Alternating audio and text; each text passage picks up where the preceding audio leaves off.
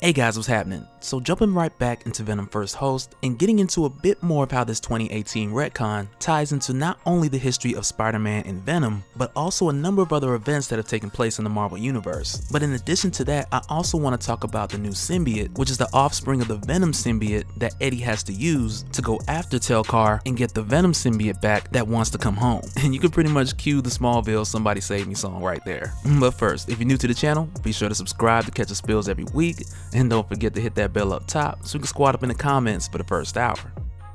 Alright, so picking up where we left off with pretty much the backstory and how I'd mentioned in the previous video where this all stands as far as the time frame, as far as this narrative in relation to other Venom comics and the other flashback events in relation to other things that have happened in the history of Marvel Comics like the Kree Skrull War, the Origin of Knull, Guardians of the Galaxy, and so on. But with that, I just wanted to clear up one thing real quick, and this is in relation to a comment that I'd seen in the Squad Hour that was mentioned by Irvin Griffin Jr., shout out to Irvin, that I wanted to clear up real quick so that nobody gets confused. But he had pointed out when I mentioned as far as the origin of the Venom symbiote, which we had got in the original Secret Wars back in the early 80s, but when I'd mentioned it, I'd said 60s. And I just wanted to come back and clear that up so I don't throw off any of the new people who like, wait, what? But in addition to that, I'm glad he mentioned that because what I wanted to do at that point was just point out how all the different events that we see within Venom First Host connect into the continuity from Spider-Man in the early 60s, and from there through the Kree Skrull War through the 70s, and from there to the first appearance of Venom in the 80s, and even more so moving forward throughout the Origin of Carnage, and even more current day, the Origin of Knull, which I should have spent a little bit more time clearing up because while I was thinking 80s, I said 60s, so I just wanted to iron that out so none of the new people get confused. And in addition to where a few others were asking if this lines up with the whole narrative of Deadpool getting the symbiote before Peter Parker then putting it back, to which I did a video on a long time ago, back when we were talking about Deadpool Back in Black, and for that particular instance, I'm gonna go ahead and say no because it came off more like your just fun narrative, and that's something that could change. They could make it canon, but at this point, I'm gonna just go with a no because there's no other details holding that solid. But if you're new here and you're not familiar with that narrative, I got a link down in the description where you can check that out because I compared that much more to your Deadpool What If series that we've gotten prior to that point. But moving forward from where I'd mentioned with Tel-Kar taking the Venom symbiote and M. Lance revealing herself and her mission to stop Tel-Kar because the entire race of the Skrulls depended on it, because Tel-Kar had hidden the details to a biological weapon that he had designed to wipe out the Skrulls in their entirety, which is what he head out to do immediately after taking the Venom symbiote. And what I find hilarious is a lot of you guys' feedback talking about Tel-Kar being that angry ex who comes back and is like, Eddie Brock? The dude that's hiding his kid from the world and want to hide the world from his kid at Alchemax? Because Tel-Kar is low-key the soldier boy of the Venom symbiote, and Knull will be the soldier boy of symbiotes everywhere. Like, just imagine millions of years in the future when Loki gets the Necro Sword, if Knull pops up and he's just like, Loki, he stole my whole flow. Like, that would be the greatest comeback of 2018, 2019. That would be the greatest comeback of Marvel Legacy. But getting back to First Host, with the young symbiote that Eddie was hiding from the world, reached out to Eddie through their bond, which is a bond that we've learned through many of the studies from the Maker, and also the recent return of Carnage is a bond that stays with the host even when their symbiote is removed. This young symbiote used it to reach out to Eddie, telling Eddie that they should bond together so they can save the Venom symbiote, who at this time is under the mindless influence of Tel-Kar. And from the moment that they first bond together, we start to get into the new abilities of this symbiote, because off the rip, he can see things that are invisible. And what he does after discovering this is he tells M. Lance, hey, let's just hop in that invisible ship you got floating right outside and get up out of here. And after doing that, she doesn't even argue. She's like, all right, let's go. And with that, I gotta say, even though there's no hint of this happening anytime soon, like, I just can't wait till Miles Morales comes face to face with this symbiote and gives him the creepy Superman I can see you eye. And I'm telling you guys, like, when that happens, this is exactly how I want it to go down, because I know Miles will be just as freaked out. And I said just as freaked out, not just as freaked out.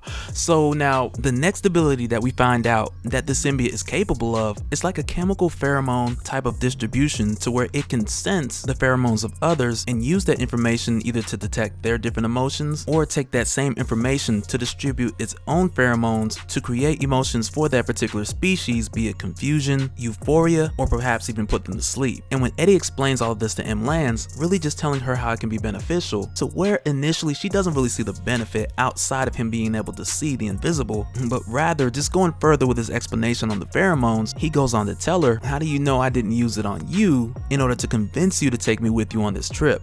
To which she responds like, yeah, do it again and I'll kill you. But also included with this ability to detect pheromones and use that information to modify and project its own, it's also able to make its host invisible. And I mean virtually undetectable to any other organic species. And from what we know at this point, he's able to do it better than any other symbiote that have shown traits of cloaking, much like the examples that we've seen with Venom being able to bypass Spider-Man's spider sense, but with this guy, it's a whole nother level. And once again, this mainly just takes effect to organic creatures. Like, I'm pretty sure this wouldn't work on like an infrared sight type of thing. But at this point in time, with them closing in on Tel-Kar's location, who has infiltrated a Skrull base under the disguise of M. Lance while en route to Skrull space, this actually turns out to be the location where Tel-Kar was keeping the biological weapon that he had hidden to destroy the entire Skrull population. And so at this point, M. Lance and Eddie Brock, they're aware of where this location is because they had cross footage with Tel-Kar using his symbiote control enhancements, and in doing so, Alchemax recognized some of the patterns as an actual map. And that's what gave Eddie and M. Lance an actual location to head to, because prior to, this particular site was top secret and M. Lance didn't even know about it.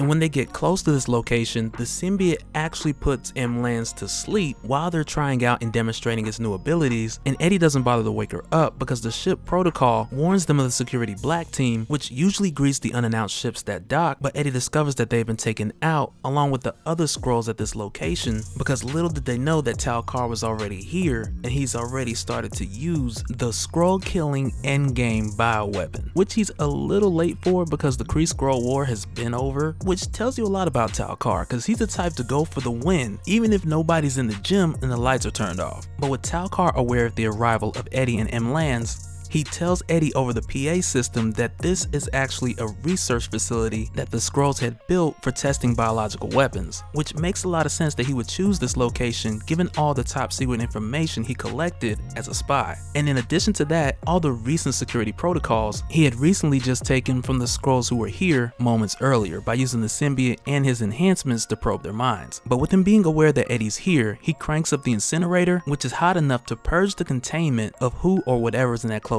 area, but Eddie was able to avoid this by going invisible and avoiding the reach of the flames, and doing so with waiting for the perfect time for Tel-Kar to come down so he could attack. But this plan, even though it was clutch, it didn't really work for much longer because Tel-Kar used the Venom symbiote to detect Eddie Brock's location, and as a counter he activated one of the nearby flamethrowers in the incinerator. And so from there, when Eddie grabbed Tel-Kar and told the young symbiote to put him to sleep, because he's burnt and injured badly, he can hardly combat the influence of Tel-Kar. But rather what he does is pretty interesting, because when they make contact, he speaks to the Venom symbiote, telling him that he has to fight this influence or else Eddie and the young symbiote will die by the hand of the Venom symbiote. And this immediately gives the Venom symbiote the motivation to fight as hard as possible for control. And even though the Venom symbiote with fighting back doesn't get absolute control, it is just enough to throw Tel-Kar off focus, leaving him vulnerable for attack. And M. Lance, who has awoken from her sedation, takes her shot with no hesitation. And she steps in at this point wearing her spacesuit, you know, with Skrull killing biological chemicals having just been in the room and all that, to which I'm sure have all been pretty much burnt out, but hey, it's better to be safe than sorry. But even with doing this, Tel-Kar gets the upper hand just enough to damage her spacesuit, leaving her exposed to the remaining toxins in the room. And immediately the young symbiote goes to protect her, and Tel-Kar, who uses this brief moment as an opportunity to get the Venom symbiote off of himself, which gives Eddie the perfect opportunity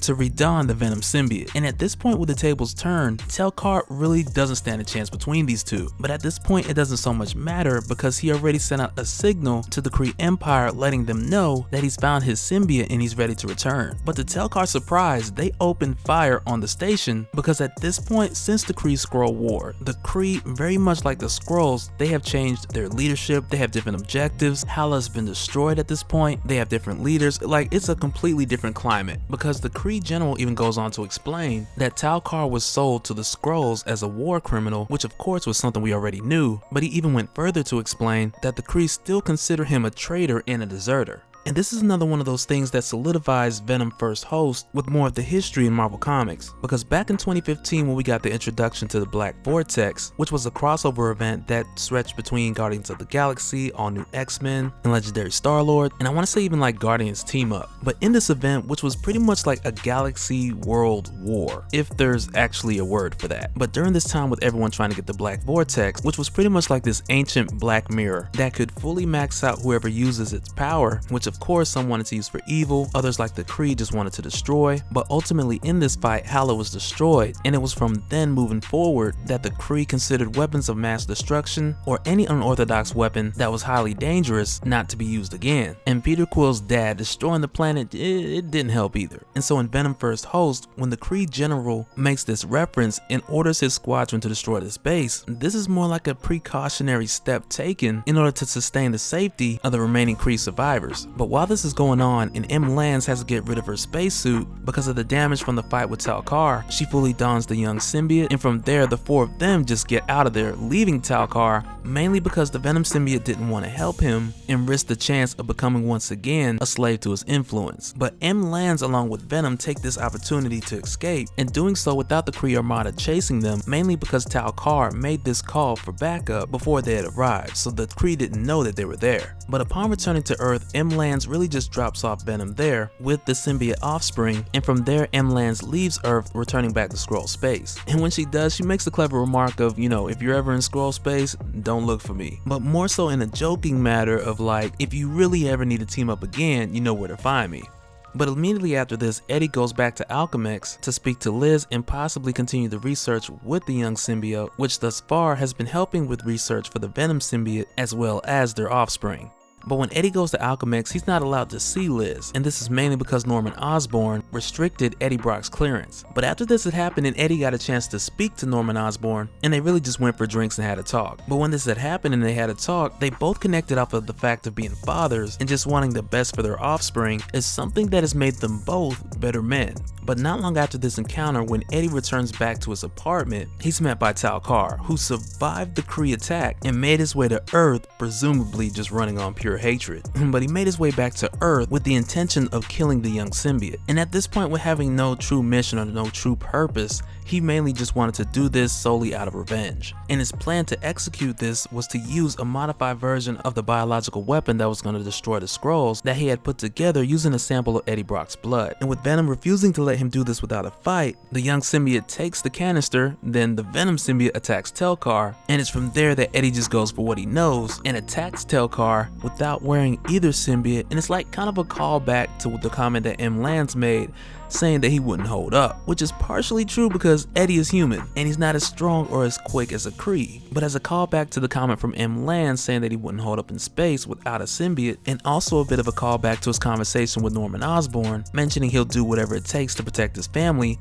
This gets Eddie in a crazy spot to where Tel-Kar is about to snap his neck, but before he does, the young symbiote crawls down and merges with Tel-Kar, and like you would think, like why would he do that so he can be controlled just like the Venom symbiote was? But when he does it, it's quite the opposite, because when he merges with Tel-Kar, he lobotomizes his mind and uses his body as a host for himself that he has complete control over. And it's really a bittersweet moment with a little poetic justice sprinkled on top, because when the young symbiote does this, he tells Eddie like, hey, I just did to him what he was trying to do to me and the Venom symbiote. And during this symbiosis process, he removed all of Tel-Kar's enhancements in what I'm sure was a pretty painful way. And after doing this, he tells Eddie that he has access to all of Tel-Kar's memories, to which we found out from earlier stretch across the galaxy over a number of years. And in addition to that, the young symbiote that is going to use this new strength and this new knowledge to search the universe because he wants more answers. Like, he's been locked in a box literally his whole life, and for that reason he wants to get out there, explore, see more things, learn more things, and perhaps later return being better all because of it. But it's these events unfolding in this way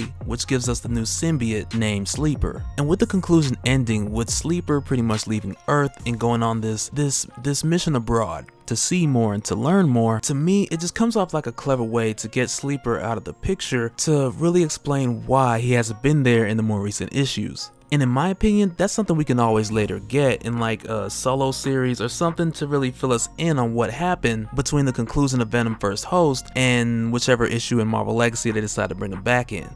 But that'll do it for this one, guys. Let me know your thoughts down in the comments below. Let me know, when do you think will be the best time to bring Sleeper back? Let me know down in the comments below, like at what point in Marvel Legacy would be like the craziest time for him to pop up. And in addition to that, would you like to get a solo series? But either way, let me know your thoughts down in the comments below, and we'll do it again on the next one. Alright, later.